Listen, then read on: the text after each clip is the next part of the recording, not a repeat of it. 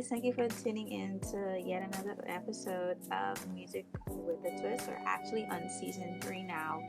And just to dive a bit deeper on where the whole idea of this came from, it was to give music industry individuals like myself, professionally, in my region specifically, but seeing that it's a global problem, right? We all need help when it comes to the music industry and knowing what to do, where to move next, who to connect to, and what we actually need. So, this year, season, sorry, I don't have a theme once again, but it's all about getting the information to you, getting to you what you need to pursue your music goals. And hey, remember that you have youth, remember that you just have to live life. It's another goal, it's another thing that we all want to pursue because we're just superly amazing humans. And I would like to sincerely apologize for not having Marina here last week. I was overcoming some food poisoning. It was really crazy. But thank you all for being so attentive. She will be with us. She is doing some personal travels right now. But I want you to stay tuned, subscribe, and be in touch with everything that's going on with us. We do have a lot of amazing new features coming up as the weeks pass by. Be sure to like, subscribe, and share. Hi, everyone, and I'd like to welcome you to yet another episode of Music with a Twist. Now, today we will be exploring communities and ways on how that can affect us with our music journey, and especially when it comes to social media. So, I'd like to welcome with me today Carolyn Ortiz. Carolyn, so glad to have you. And can you tell us a little bit about yourself and what do you do in the music business? Yeah, absolutely. Carolyn Ortiz. I run a company called Big Ass Kids. I am the co-founder and the chief operating officer. I'm HR. I'm the chief marketing officer. I kind of do all of the things as many entrepreneurs in music do. But our company is based on supporting music artists and music professionals. We are a record label, a music distribution company. We also have a community called the Be a Cape Town that connects vetted music professionals with artists from our distribution channel that are looking to hire high quality music professionals. So I do a lot of artist development. I do a lot of talent development with professionals. And I especially love working with women who are transitioning into entrepreneurship or already entrepreneurs in music and helping them establish or monetize their business in music. That's my favorite thing to do. Oh, cool. That's probably where I fit in. I'm starting my journey, but podcasting is my thing now. So, with all of that being said, let's jump straight in. In the music community right now, we have our hubs like Nashville, New York, LA, some say Chicago as well. And seeing that we have a lot of new places that are emerging in Europe, the Caribbean, and internationally, how important is community building with music? I think community building is the most important thing artists should do, particularly independent artists. Very different if you are like a Taylor Swift and a pop star. Okay, community will find you, and communities will be created like fan clubs and fan pages. Those will naturally happen. If you're an independent artist or an artist that's just starting out, community I think is your biggest tool. It's very difficult to market or produce music if you don't have money coming in from your music, right? So that's the way to market is to build a genuine community around you or tap into pre-existing ones. You will find people that will help you, that will open doors for you, share resources, be your biggest fan, come out to your shows. And why I think community is so important is because it is founded in authenticity. You can't really fake the funk if you're around people in person or constantly building with them. They know who you are and they appreciate who you are if you show up as your most authentic self. So you're building a fan base with people who know you and appreciate you, and I think that's really important. Yeah, I really wanted to focus right there on authenticity. I found that, you know, exploring that some groups that I'm in right now and communities that I'm in, you really have some people that just want you to show up and be yourself, even if it means whatever it is, if it's just, you being funky for that day, if it's just you being perfect for that day. Um, Even if it's just popping in and saying, hey, just listen to this song, I just recorded it in my phone or whatever. It doesn't have to be perfect. People like really do appreciate that. I know, basically, most of us have the idea like everything has to be like perfect patty and everything has to be perfect right away. So I know, with an artist that would be starting out for the first time, what do you suggest for them when it comes to digital platforms and a loyal community around their brand or music? Mm. I'm not sure if it's one size fits all. If I'm a brand new artist and I'm putting my very song out and I'm thinking about how to build genuine fans, I'm focused on content, and I know artists don't really like to hear that. Mm. But we're gonna assume that the music is great, right? Like let's assume that the music is awesome because it comes back to the quality of the music, right? So let's assume that you're starting out and have a really great song, great EP, great album. The music is fantastic, and now you need people to listen to it. I would story tell. What's your story? And I am recognizing that with artists who are just starting out or have been doing it for a while, can get really scary, and they often get advice to like be your most vulnerable self, be as authentic as you can, tape some BTS in the studio, talk to your fans. And I think that's awesome, but it doesn't work for everyone. I think sometimes marketers fail to appreciate the size of anxiety and how crippling that can be for someone to show up as their most authentic, vulnerable self consistently. As a human who is a creator, I don't like putting myself on camera on socials, and no one's checking for my content. So I can't imagine the pressure of showing up and talking on camera all the time, right? When people are checking for me. So I think deciding how you want to show up in the world for the next 3 to 6 months, not forever, not for the whole length of your career, for the foreseeable future. How do you want to show up? What does authenticity look like for you for the next 6 months? Um, Decide what that story and narrative is and build content around it. So if Mm. you're someone who doesn't like being on camera, maybe you're showing up as a character, and that's okay. Lady Gaga out in meat suits and big, huge costumes in the very beginning of her career. MF Doom wore a mask. There are so many artists that are examples of people who show up as characters, because showing up as your full 100% vulnerable self could be really free. So I would decide what you're most comfortable with, what your story is, and build a world around that using content and experiences with your fans. So if you are someone who loves performing acoustically with the guitar, then I would constantly put out content of you performing acoustically with the guitar. And maybe there is some talking before you start singing. Maybe you are telling the story of your lyrics and why this song matters and how people connect with you on a human level. If showing up authentically means that you have a character and you're telling their story, then build a visual world around that so that people start to connect with the aesthetic, because aesthetic does translate into vibes, right? And it helps people understand the kind of energy that you're putting out into the world.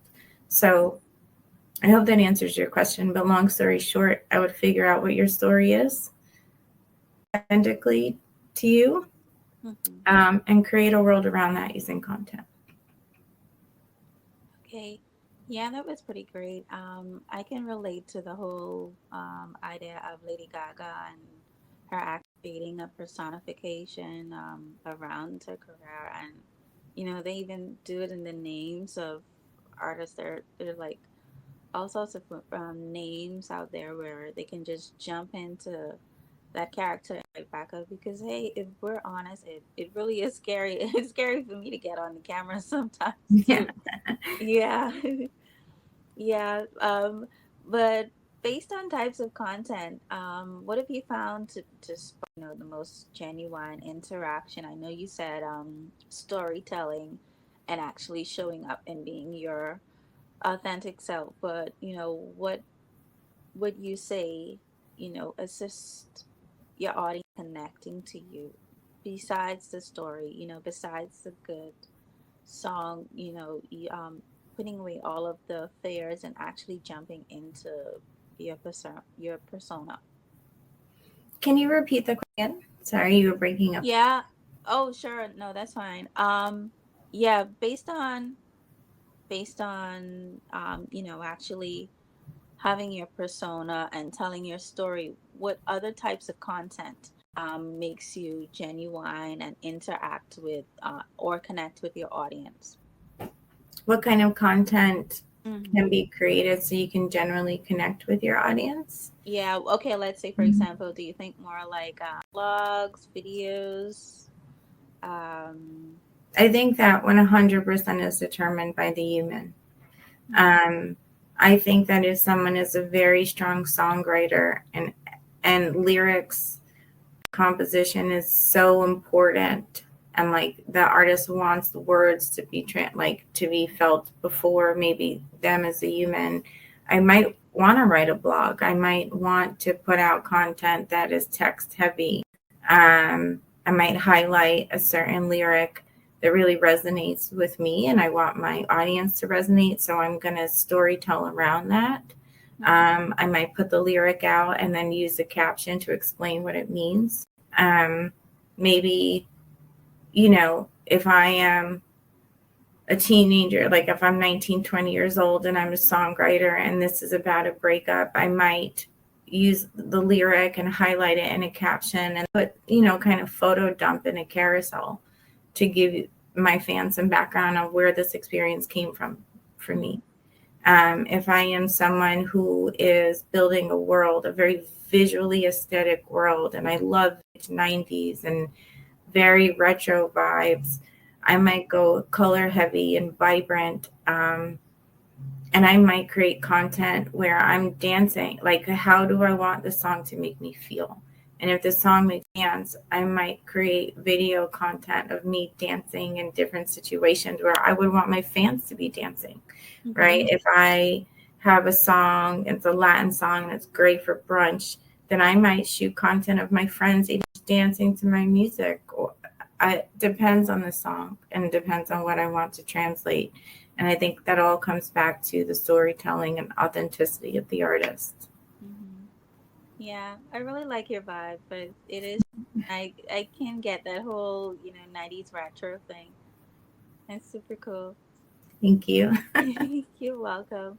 Now I know with artist seasoned, it really doesn't matter when it comes to DIY and actually, getting your content out there and doing it yourself is like really painstakingly annoying to balance consistency in posting, staying on it and like just keeping up with the algorithms. How, in your own way, how would you like remedy something like that? I wouldn't worry about algorithms. Algorithms, trends. Trends, when you're chasing trends, you're not being authentic. Hmm. If there is a trend that you're like, this is so fun, I love this, it fits in with my vibe, and I want to do it because my fans are doing it and it could be a fun community moment, then Mm-hmm. for sure jump on that trend and have fun with it.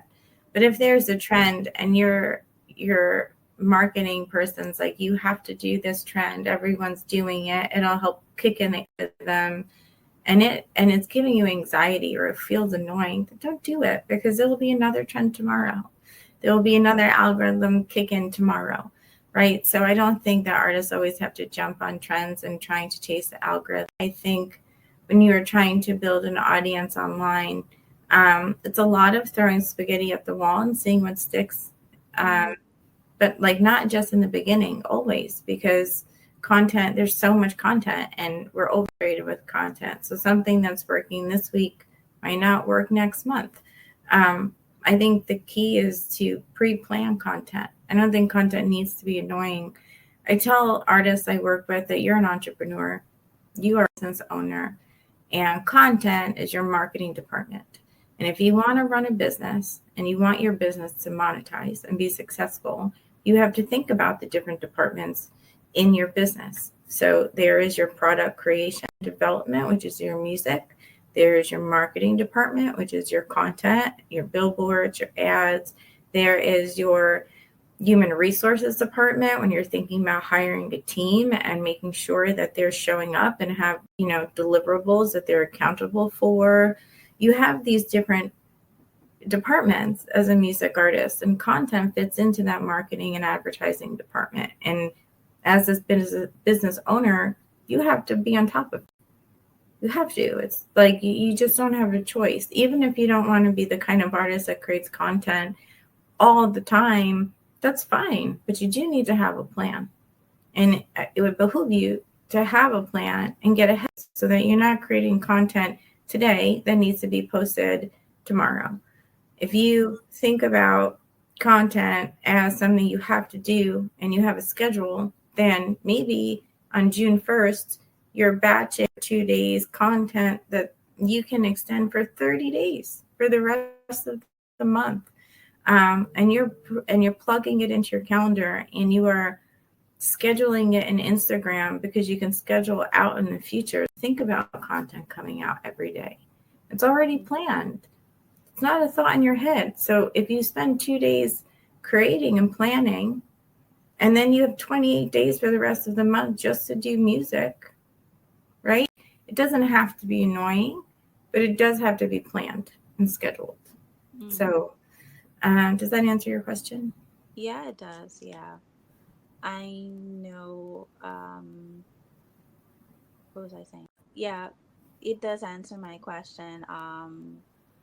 I know mainly with fan engagement and community building, the audience and community can consume. Most times, they really want, fresh content like constantly, and it's almost as if you have to give them what they want in that moment so you don't lose their interest, and finding ways that they can stay or you can stay relevant. I know for a fact, mental health is something that is so real, and staying relevant and staying on par with your community and giving them what they want is something that is so effective in the music community. And I know for sure with myself, finding content, to stay on top of things is like been so emotionally draining, and it's just like really affects your health. It's like, oh my gosh, if I don't, post consistently, will I lose the little bit of, followers that I actually do have? But how would you suggest that you handle negative feedback and actually handle or get over hurdles of, wanting to stay on top, it affecting your mindset, Mm. and also, navigating things like negative feedback, trolling, or trying to maintain positivity and support, just the whole thing when it comes to mental health of it. Yeah, I think there's a few questions in there. So, mental health, musicians are significantly more prone to suicide or suicidal thoughts than many other groups of humans on this planet. We know that based on science and research. So, when you are putting so much of yourself outside of your body and you're sharing and you're oversharing or you're forced to show up for other people constantly, and you are getting these negative trolls or people are saying negative to you, it can eat away at you. And I would encourage you to talk to your team about how to put safeguards in place. And I think that as an artist, if you need to take a 30 mental break and unplug, yes, there's something to be said about if you have momentum right now.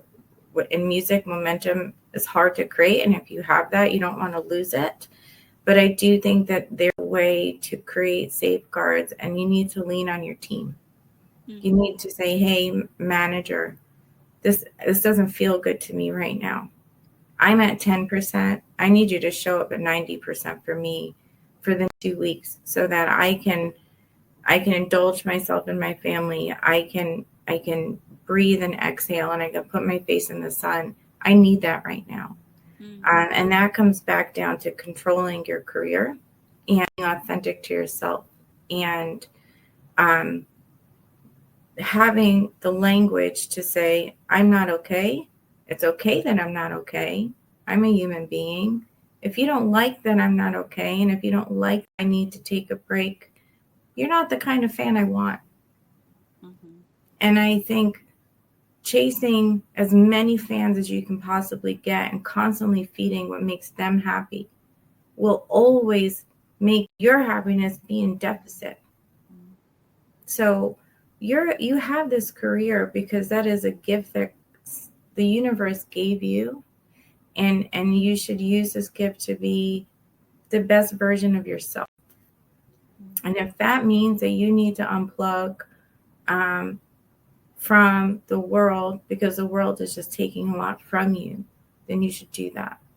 And the algorithm will kick back in, that momentum will come back, your fans will still be there when you're able to show up again at 100%, right? So being able to have the confidence in yourself and your talent and your team and your man to know that 2 weeks or a month of taking a break or unplugging is not going to derail your career. It's just not. And I think when people give you the advice that you have to be on right now, you have the responsibility to yourself to say, I just can't. What is the other option? There are always other options. And if the person in front of you is saying there is no other option, then find another person. Find someone else to show up for you in a way that makes you feel good. Because if someone is going to ask you to push yourself beyond your boundaries, the person doesn't get it. And it's not because their intention is not good. They just might not understand how to manage what you have going on. So you as an artist have to always be responsible for yourself, right? And have that language to say, this is a boundary I'm not past. And dealing with these negative comments and trolls, again, it comes back to confidence. I think it's like this troll on Instagram could never, ever, ever 10% of what I could do in this regard. They could never show up 24/7 as someone who's always putting themselves out there in a vulnerable way, or creating music or getting on stage.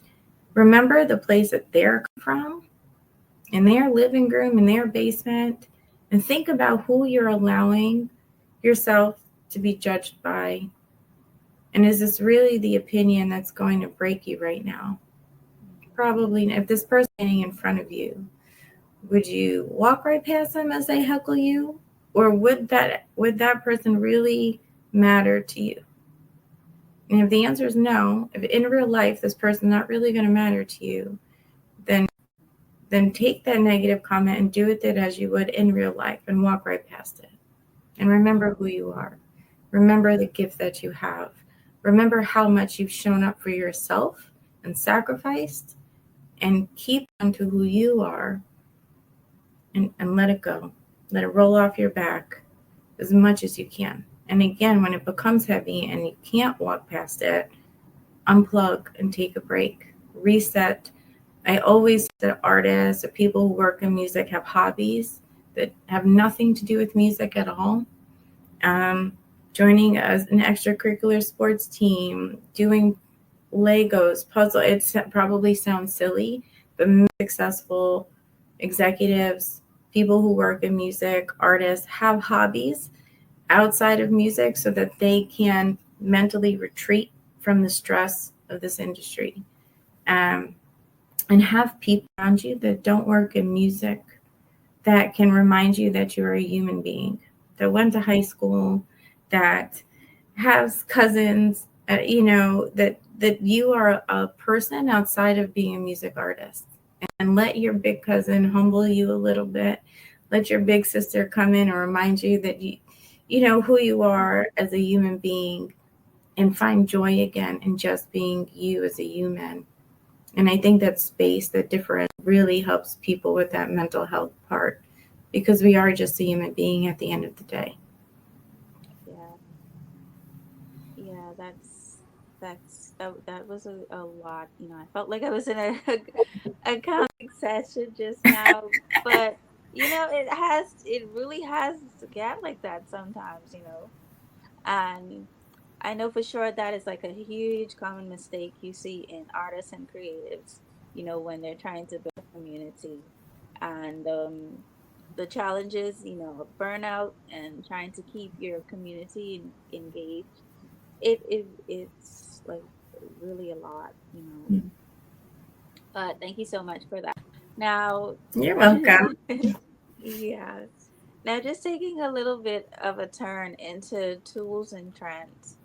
I know a lot of people use things like Discord, Patreon. I've recently introduced into Circle. We still have people that use WhatsApp, Facebook, and even private communities outside of major social platforms. What are tools and like digital that everyone is like currently using and that can help artists, that really want to be on it when it comes to business and building their community? Yeah, I think the necessary tools are the community tools. So, communities like the BAK Playground that's built on Circle that you can come in and have a membership to. And I'm not trying to plug in my business, but the reason it Yes, exists is, go. so that you can be in this community of creatives, vetted music professionals. There's resources out there for you. There are events. There are humans behind the business that will respond to your message, that are not AI, that are not customer service reps. Yeah. You will get me on the other end. You will get someone on my team that cares about you, that will respond to you. And we might not always have the answers, but we sure will show up and try and help you the best we can. Communities like the DigiLog are awesome. Um, Jump Global, if you're a music professional, focuses on the professional side. I mean, the human side of you, not just a professional. There are so many micro communities that exist in music that have digital platforms that you can connect with other humans. And if you're going to be shy and just kind of float around and be a fly on the wall, you're likely not going to get much out of it.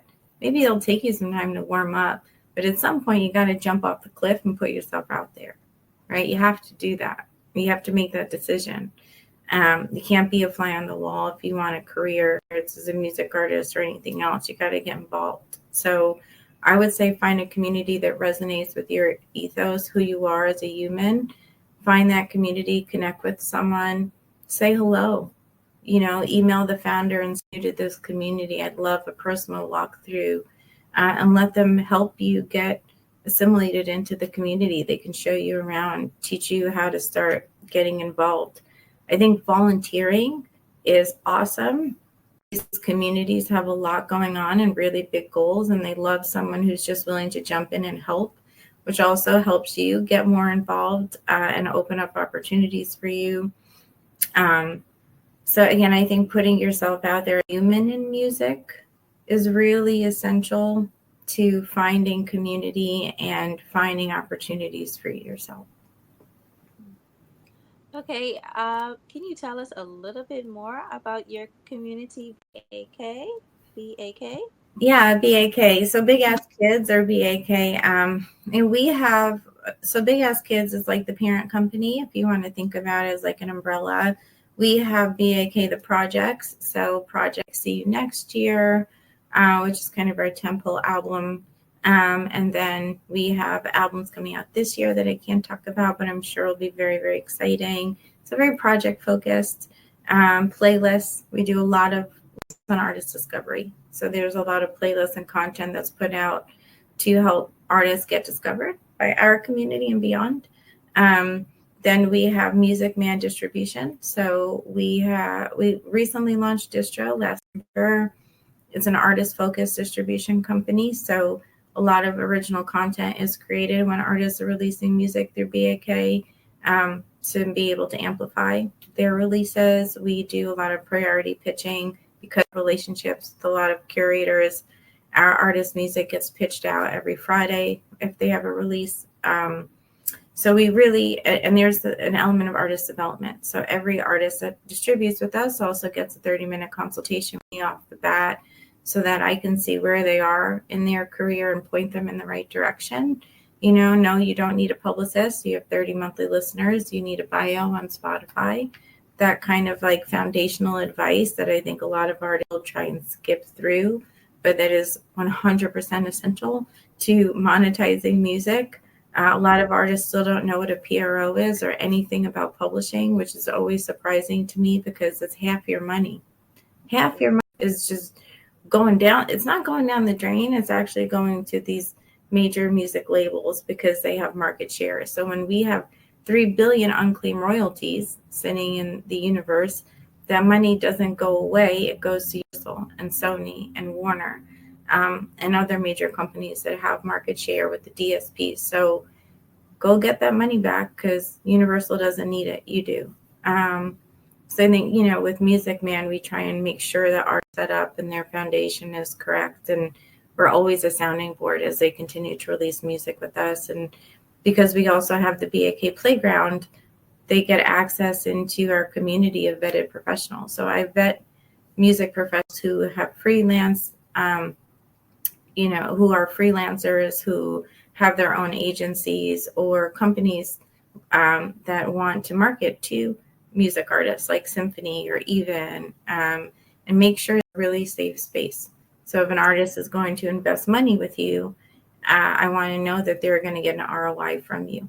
And so I vet people and companies to make sure that my artists have a safe space to land. And there's been over 100,000 layoffs in music in the last 2 years. So many music professionals, particularly senior professionals, can't find jobs right now.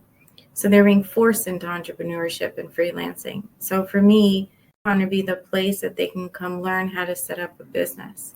And in the playground, you have these artists who are looking to hire freelancers. So if I'm transitioning into music entrepreneurship, it's kind of the place I want to be because it comes with kind of these open opportunities already, right? And hundreds of artists who are looking to find their team.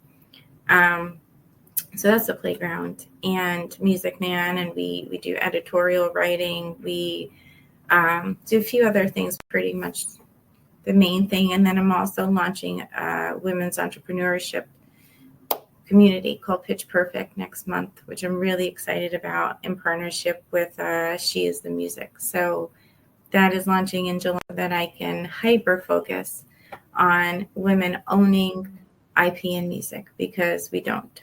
There are no major music companies, agencies, major ones that are owned by women. There are no boards that are majority operated by women. We just don't own enough of the music business to control our careers. And we see that in the layoffs, we see in the levels of harassment and violence against women in music that are not only not getting better, but maybe trending worse, right? So we have got to take control back. And the way to do that for me is where it hurts, which is in their pockets. So let's go get some money back into our own pockets and decide how we get hired, where we get hired, and what we work on. So that's my focus and goal for Pitch Perfect. And yeah, That's about summarizes it up. Oh, great. That was a treat to listen to all of that. And I'm so excited for what's happening for you, when it Thank you. comes to big kids and your platform with Pitch Perfect. It's super amazing. Thank you so much for sharing that with us, Carolyn. Thank you so much for having me. I really appreciate it. Yes, and it was wonderful. You take care now. You too. Have a wonderful day. Okay, bye-bye. Bye. So I'd like to give a big thank you to Carolyn Ortiz for that. I enjoyed every moment of it. It's so fun to see who's creating and what advice that they can actually have to, launch you and your career to the next level.